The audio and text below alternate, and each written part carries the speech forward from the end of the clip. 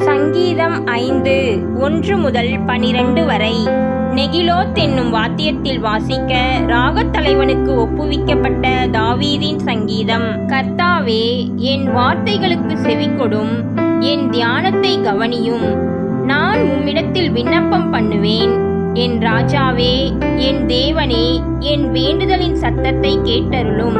கர்த்தாவே, காலையிலே என் சத்தத்தை கேட்டருளுவீர்.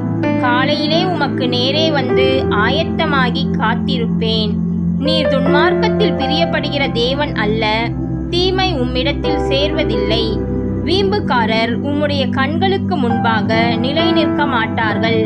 அக்கிரமக்காரர் யாவரையும் வெறுக்கிறீர்.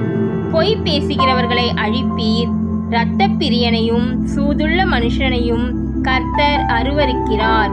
நானோ உமது மிகுந்த கிருபையினாலே உமது ஆலயத்துக்குள் பிரவேசித்து உமது பரிசுத்த சந்நிதிக்கு நேரே பயபக்தியுடன் பணிந்து கொள்ளுவேன். கர்த்தாவே, என் சத்துருக்களின் நிமித்தம் என்னை உம்முடைய நீதியிலே நடத்தி எனக்கு முன்பாக உம்முடைய வழியை செவ்வைப்படுத்தும். அவர்கள் வாயில் உண்மை இல்லை, அவர்கள் உள்ளம் கேடுபாடுள்ளது.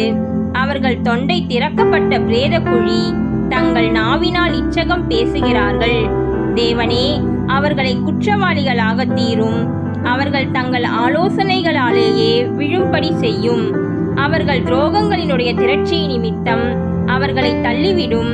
உமக்கு விரோதமாய் கலகம் பண்ணினார்களே. உம்மை நம்புகிறவர்கள் யாவரும் சந்தோஷித்து எந்நாளும் கெம்பீரிப்பார்களாக. நீர் அவர்களை காப்பாற்றுவீர். உம்முடைய நாமத்தை நேசிக்கிறவர்கள் உம்மில் களி கூறுவார்களாக. கர்த்தாவே, நீர் நீதிமானை ஆசீர்வதித்து காருணியம் என்னும் கேடகத்தினால் அவனை சூழ்ந்து கொள்ளுவீர்.